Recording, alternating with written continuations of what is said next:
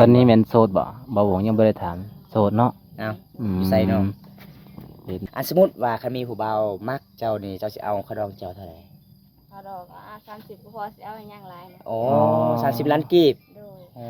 อ๋อ โสดว่าผู้บ่าวอยากให้40เด้บ่าวบ่ โอ้ก็เอาเลยเนาะ สุดเขาดองเขานอนอยู่เฮือนเจ้าได้บ่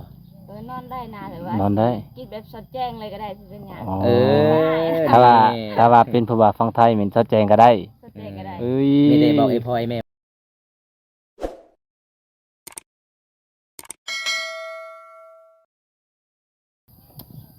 เอาทักทายสบายดียามน้องเล็กพี่น้องเอ้ยเพราะว่ามื้อนี้ก็เฮาก็สิได้เดินทางอีกแล้วเนาะตอนนี้เฮาก็สิได้เดินทางไปสู่หมู่บ้านสุนเผามังกรพี่น้องสุนเผามังกรเนาะก็คือตอนนี้แม่นบรรยากาศตอนแรงๆพี่น้องเบิ่งบรรยากาศสุดยอดหลายเนาะเฮาก็สิได้ไปหาสาวบ้านปุญญางพี่น้องเอ้ยก็สิบ่พอหรือบ่เพราะว่าก็บ่ฮู้คือกันเนาะเพราะว่ายามนี้ก็เขาเจ้าเฮ็ดเวียกเฮ็ดงานพี่น้องเอ้ยก็จักสิพอสาวหยังก็บ่ฮู้เนาะก็ได้ก็ไปติดตามหาชมนํกันพี่น้องเอ้ยใครที่ว่าเข้ามาแล้วก็ฝากกดติดตามพี่น้องฝากกดติดตามแล้วก็ฝากเป็นกำลังใจเนาะจังไดก็ไปติดตามชมนํกันพี่น้องบรรยากาศอยู่ในหมู่บ้านนี้พี่น้องโอ้สุดยอดหลายเนาะมีแต่ธรรมชาติล้วนๆพี่น้อง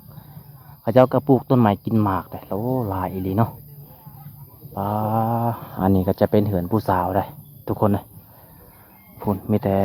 ต้นไม้กินหมากเบิดอันนี้ก็จะเป็นเหือนผู้สาวได้โอ้เหือนผู้สาวนี่ก็บ่ได้มีปานใดพี่น้องเอ้ย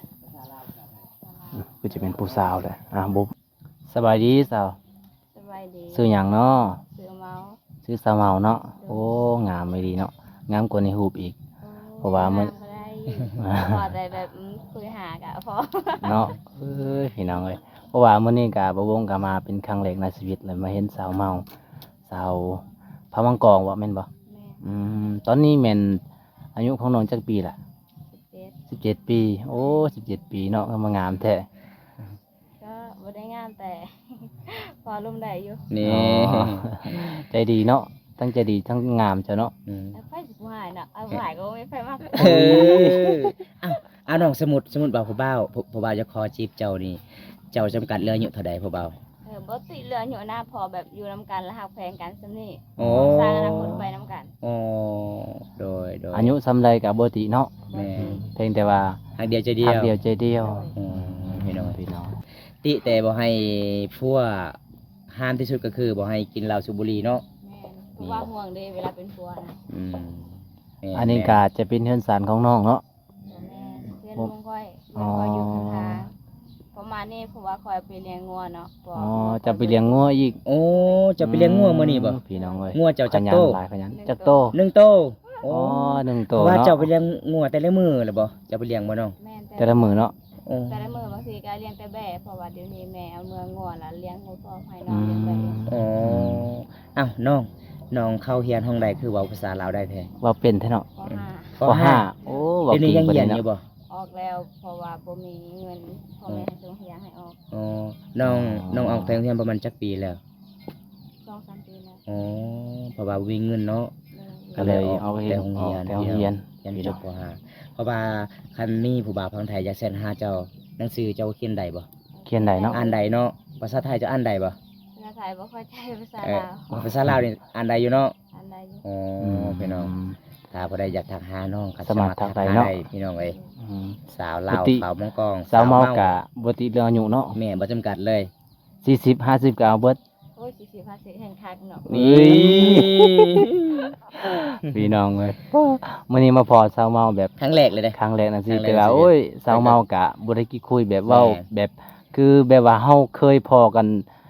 หลายเทื่อแล้วเนาะแบบเว้าก็เป็นกันเองแล้วนะทุกคนเลย อืมในประเทศไทยให้เจ้าเฮ็ดกิน เจ้าเฮ็ดกินเป็นบ่ พอเฮ็ดกินเป็นอยู่ กินเป็นเนาะ แต่ก็บ่ได้แซ่บเพื่อหาสินเขาเนาะ อ๋อ เราเป็นแค่คนธรรมดาก็กินแบบ อืม เผ็ดนิดนึง เอ อ๋ อ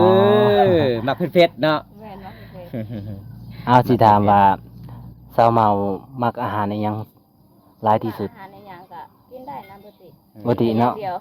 แบบเมนูโปรดของสาวเมาไม่หยัง เป็นเมนูโปรดข่อยบ่ก็มีแต่ป ปลาดุกกับปลาคอเลย อ๋อ เพราะว่ามากินหลายเป็นประจำเนาะ อ๋อ เอา พี่น้อง เอาอยู่ใส่ซื้อเพจเจ้าน้องมา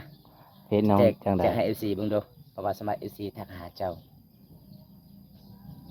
เจ้าบ่ขี้คุยอีหลีบ่ แม่ คันว่าแจกเฟซเราต้องแจกใจไปด้วยเด้อ เจ็บใจตั้งแต่เห็นหน้าแล้ว อีพี่น้องเอ้ย นี่เป็นน้อง คอยสิบ่กลับแล้วบัดนี้ เพิ่นก็สิแจกเพจเด้คันมีแฟนเจ้าสิบ่กล้าแจกเนาะ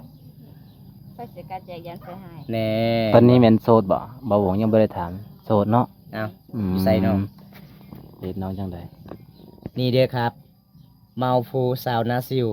ก็สามารถทักหาได้เด้อครับ นี่ครับทักหาได้เด้อนี่สาวเมาอายุ17 ปีเพิ่นก็ฐานะโสดพี่น้องเอ้ย อ๋อผู้สาวหน้า เพ สิ ราะ ว ว่าเพราะว่าสาวลาวเขตหมู่บ้านเฮา16 17 ปีเป็นผู้สาวเลยเนาะ ด้วย อืม เพราะว่า18 ปีก็เอาผัวได้เนาะ18 ปีเนาะ ปีหน้าก็เอาผัวได้เนาะ ว่าคนเฒ่าแล้วสมัยนี้ เออ บ่นั่นซะบ่ คัน18 ปีเขาบ่เฒ่าเลยบ่เขต เฒ่าแล้ว เขตหมู่บ้านน้องบ่พี่น้องเอ้ยอันสาวเมาอันสมมุติว่าคันมีผู้บ่าวมักเจ้านี่เจ้าสิเอาเขาดองเจ้าเท่าไหร่ เอาดอก30ก็พอสิเอาอย่างหลายนะ โอ้30 ล้านกีบ ด้วย อ๋อ อาสุดว่าผู้บ่าวอยากให้40เด้ว้าวบ่ โอ้ก็เอาเลยเนาะ สุดๆก็ดองเฮา30 ล้านก็เอาเนาะ เอายาสามเอาตัวคนเลย มา ครับ เยี่ยมมา ตอน ยาม นี้ สาวเมา ถ้าได้ค่าดอก30 ล้านเนาะสามเอาเนาะ 30ล้าน โอ้ย เอาแพงเนาะ อืมเป็นจะได้น้องตอนนี้มีเน็ตหรือบ่ มีเน็ตบ่ มีบ่ พอมีอยู่สันวาจาคืนนี้ เอ อ๋อ อ แบบดินโมจา สั้น มอ เนาะ งและสันวาจาเอง สิบ เนาะ ชั่วโมงตอนดึก แม่น อืม ก็เลยบ่ได้รับคืนนี้ก็เลย อ๋อ เพื่อจะได้เน็ตลินเนาะน้องเนาะ อืมโดย เป็นน่าสงสารชาวเมาเลยพี่น้องปกติถามพอทา FC หลายๆคนอยากเสร็จหาน้องกะน้องบ่มีเน็ตเวลาตอนเที่ยงพี่น้องน้อง อ๋อ ว่าน้องสมมุติว่าคันเติม น้องแบบ เติม 10,000กี ต้ บ อง นี่ลินประ ลุ มาณ ก จัง จนฮอด12โมงได้ 2มื้อ พี่น้องเว้ยเพราะว่าน้องก็บ่ได้มีเน็ต ก็เลยแบบว่าต้องลุก12โมงเนาะบ่ได้ตามวงปลุกติ ไว้ตั้งเผื่อแบบ อ๋อ ตื่นได้แหละเด็กกะสากแล้วก็ อืม เล่นสามโมง อ๋อ ลำบาก สามารถ เนาะ แต่ละเทื่อจะนอนนำกัน3คนนี่มีผู้บ่าวมาเล่นตลอดบ่เฮือนเจ้า ก็พอมีอยู่ เขามีอยู่บ่อันสมมุติว่าผู้บ่าวอยากมาเรียนอยู่เฮือนเจ้านี่ผู้บ่าวมาจังโมง จังโมงผู้บ่าวมานะ 8 โมง 8 โมง แล้วล้มหอน1 โมงแล้วก็ล้มเนาะ อ๋อ เพราะว่ามาใกล้เวลาแล้วล้มบ่ได้เนาะ อ๋อ เพราะว่า สุด นอนน่ะ จนสุดก็1 โมงเนาะให้อยู่ใดเนาะอยู่เฮือนเฮาเนาะอ๋อ อื อ มพี่น้องเว้ย อันสมมุติว่าผู้บ่าวพังไทยอยากมาเยี่ยมมายามเจ้าผู้บ่าวพังไทยอยากกลับกาสิยานผู้บ่าวพังไทยอยากขอนอนอยู่เฮือนเจ้าได้บ่ นอนได้นะแต่ว่าน อนได้ กินแบบสดแจ้งเลยก็ได้เป็นหยัง อ๋อ เออ ถ้าว่า นี่ ถ้าว่าเป็นผู้บ่าวฟังไทยเหม็นชัดแจงก็ได้ สดแจ้งก็ได้ เอ้ย ไม่ได้บอกไอ้พ่อไอ้แม่ว่าอันนี้ผู้บ่าวค่อยมาเลยเด้อ แม่ เออ โดย อื พอ ม แล้วแม่แบบตอนหักก็สิตอนหักพักแล้วลูกเคย เอ้ยเนาะสิขาไก่ให้กินแล้วเนาะ แม่นม่วนหลายพอพี่น้องไอ้ ก็คือ สาวเมา แบบว่าแต่ละเทื่อน่ะมีผู้บ่าวมาลิ้นแล้วตัวอย่างว่าฝนตกเนาะ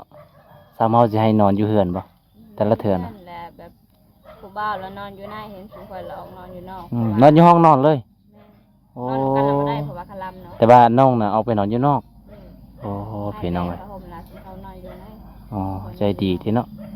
บ่ใจดีแต่แบบผู้เข้ามาลิ้นเด้ อ๋อ มาลิ้นแบบชุมข่อยกะไอ้ต้นแล้วแน่น้ำมันน้ำมอกเราหมดเลย อืม โดย คิดว่ามีแต่แฟนไปนอนอยู่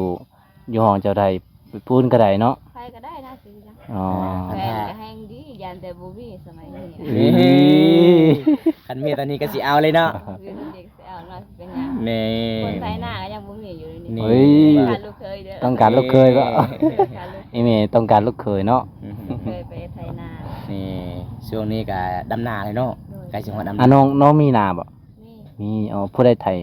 ถ้ามีแต่พ่อผู้เดียวนั่นแหละ อ๋อ น้องเจ้าภาษายังน้อยหมดบ่ น้อยเมื่อยังทันได้ใหญ่ อ๋อไม่ได้เจ้าเนาะใหญ่สุดเนาะในเรือนเนาะ มีแต่สามเหมานั่นแหละเอ้ยกกเนาะ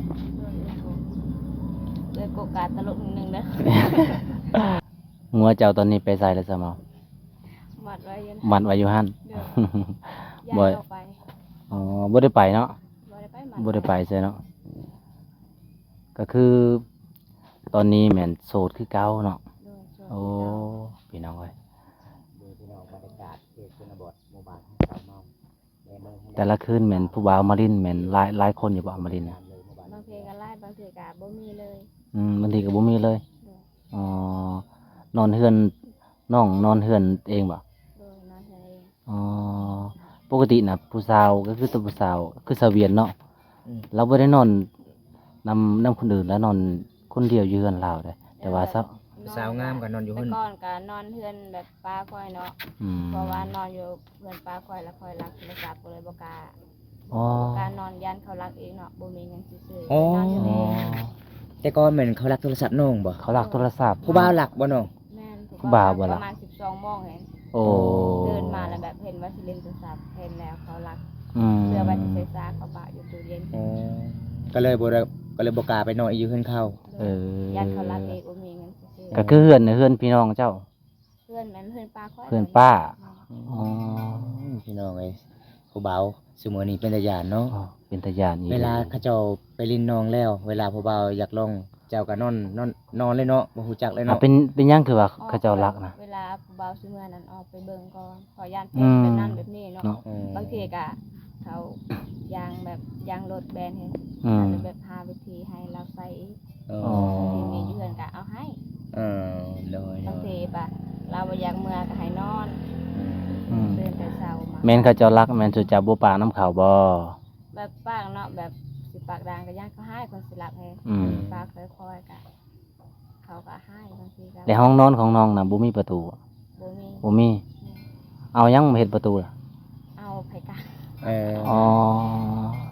สาเหตุที่ผู้บ่าวไปลักโทรศัพท์เวลาผู้บ่าวไปลินนี่ต้องขึ้นอยู่เฮือนเลยเนาะ เพิ่นอยู่เฮือนได้เนาะ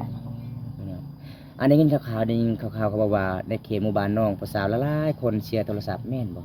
แม่นพี่ มี เนาะ จักเครื่องเนาะ จักเครื่อง สองสามเครื่องแล้วตัวเฮือนป้าข่อยที่ข่อยนอนน่ะเสีย3เครื่องแล้ว โอ้เสีย3เครื่องพุ่นเนาะ สามเครื่องกับโทรศัพท์เจ้า แม่ อืม ซ้ำข่อยน่ะเป็นที่สองที่หนึ่งน่ะเป็นโทรศัพท์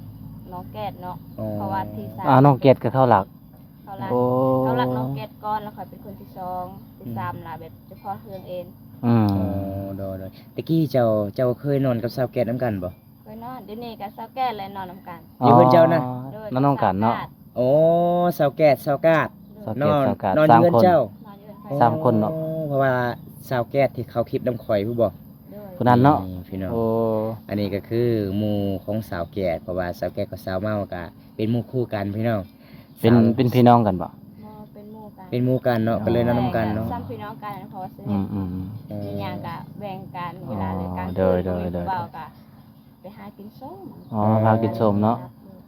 แบ่งกันมันยังบ่มีก็แบ่งกันเนาะอ๋อพี่น้องเอ้ยก็โอ้มันแปลกหลายเนาะก็คือผู้บ่าวทางนี้นะแบบมันหลายเครื่องอีหลีเนาะสาวเมาเนาะเขาเจ้ารักนะสาวเมาเป็นคนที่สองส่วนสาวเกตเป็นคนที่หนึ่งเลิศโอ้พี่น้องเอ้ยความรู้สึกตอนเขารักนั้นเป็นยังไง เป็นแบบเป็นอยากให้เพราะว่าคิดฮอดโทรศัพท์เด้ อ๋อ ยานบ่มีเงินซื้อ สมมุติว่ามีโจรอยู่ทางหน้าเนาะเจ้าจะเฮ็ดจังได อาการชุมเจ้าซอยเนาะเจ้าชุมเจ้า บ่แม่น เออ แบบความรู้สึกของเจ้าตอนที่เขารักนะถ้าว่ามีเจ้าเห็นโจรเจ้าได้พอโจรทางหน้านะเจ้าสิเฮ็ดจังไดเจ้า เอิ้นซื่อๆ เอ้ยซื่อ เอาช่องโทรศัพท์คอยแน่ ๆนั่นนั่นบ่ แล้วบ่กล้า บ่กล้าเนาะถ้าเป็นผู้ชายเนาะ คิดว่าใจขอยตอนนี้ถ้าเห็นเจ้าก็สิตีแล้ว บ่กล้าเฮ็ด บ่กล้าเนาะ เอากาเนาะโอ้พี่น้องเอ้ย เวลาน้องอยากซื้อโทรศัพท์น้องได้เงินมาแต่ไสน้อง ขอเงินพ่อแม่ให้ซื้อ โอ้ อ๋อ อันนี้ก็ หน่วย พ่อแม่บ่ หน่วยนี่บ่น้องหน่วยนี้บ่ซื้อใหม่นะ โดยในนี้ อ๋อพี่น้องเอ้ย เป็นน่าสงสาร น่า สาว สงสารอีหลี ผู้บ่าวไปเล่นแล้วผู้บ่าวรับโทรศัพท์อีกโอ้ยน้องอยู่พังเผาตัวเอ้ยก็จะเป็นโทรศัพท์สาวอ้อยก็เขารักเด้ อ๋อสะออยเนาะ แม่น อ๋อ มาเก็ตนี่มีหลายเครื่องเลย มี พี่ ห น้ ลา อย ง เครื่อง โ อยู่บ้านน้องสะบ่อยู่บ้านน้องเป็น4เครื่องหรือ3เครื่อง เฉพาะอยู่เฮือนที่สาวเมานอน3เครื่องเลยเนาะเพราะว่าในหมู่บ้านก็หลายเครื่องอีกเด้เขาเว้าได้ โอ้ สาววงสาวปะเตสาวเดก็เชียร์หมดเนาะ เนาะ พี่น้องเป็นตาอีตนสาวลาว ตาย คนนี้ ต้นห เนาะ ลาย คือนี่กับผู้เบาแบบผู้เบาบันโลกมาเล่นเนาะ อืม เขาก็รักเกิบอีก เอาแล้ว แม่นรักเกิบอีก บ่เห็นโทรศัพท์ซะน้องแล้วมาลักเกิบอีก แม่นรักเกิบเราใส่เกิบกระซางแต่เราหายเกิบบัดขาดใส่ โอ้ อ๋อ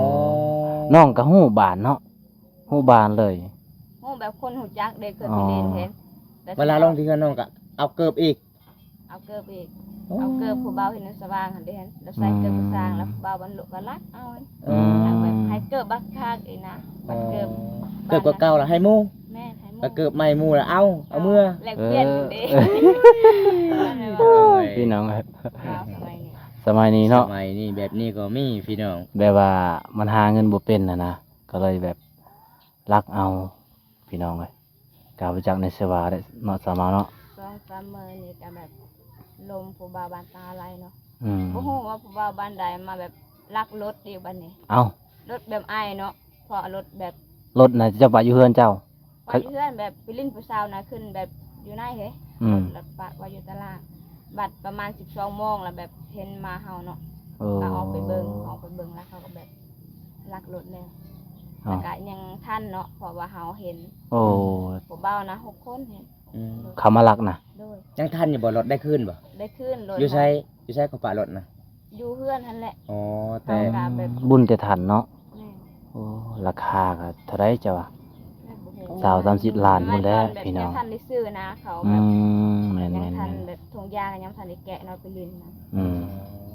หากซื้อไม่ไหม้โลด โดย มีโจรจักลักอีก โอ้โจรหลายซุมื้อนี้เนาะ รบ่กล้มเลยเหินขอยยันว่าเราว่ามาแบบยันเขารักเองจักหน่อยบ่มีสิซื้อรถ แม่เนาะเป็นตาญาณเนาะเอ้าสมมุติว่าสาวเมาสมมุติว่าเจ้าย่างทำทางสิว่าเจ้ามาแต่ให้มีโจรกักเจ้าอยู่ข้าง แต่เฮ็ดจังได๋ เจ้าสินั่นสิว่าเพราะว่าข่อยบ่อยากเอาโทรศัพท์ข่อยอยากเอาเจ้าสิให้ได้บ่ ถึกใจถ้าไว้เอานะ นี่ แม่ไว้ก็โทรศัพท์เลยก็ได้ เอ้ย เอ้ย ถึกใจก็ให้เลยเป็นว่า เนาะ เออมักเลยเนาะ มาเลย มากไว้เนาะ เดี๋ยวนี้ ไปล คั อน งเล เรา ย เคยหั่นนะ อืม ก็เลยไปก็ได้เอาหมด นี่มวนหลายพี่น้องสาวเมาคนสวยประจำหมู่บ้านนี่ เว้าเก่งนี่เนาะสาวเมาเนาะ จบป .5 เว้าลาวเก่งพี่น้องม่วน สาวเมาจะสิไปเก็บกู้บ่ ยาบ่แล้วยุยันเขาบ่เอา อ๋ออายุบ่ฮอด18 ปีเนาะ เลย อันก็มาเอาเนาะมื้อนี้ก็อายมาหาก็บ่ได้มีหยังหลายเนาะ เลย มีแต่โตกับหัวใจเนาะ โอ้ยบ่ว่าเงินทองนะบ่ให้แบบหายใจค่อยก็ฮับเลยแหละ เอ้ยใจดีดีเสมอจังได้ตอนนี้อายกาจะได้กลับก่อนเด้อเพราะว่าตอนนี้ก็สิค่ำแล้วเนาะเฮาก็สิเดินทางมามันไกล เพราะว่ามื้อนี้ก็บ่ได้มีหยังหลายอีหลีเนาะมีแต่มาถ่ายน้องซื่อๆนี่แหละจะได้ขอเมื่อกันเด้อ เลย โอ้บ๊ายบาย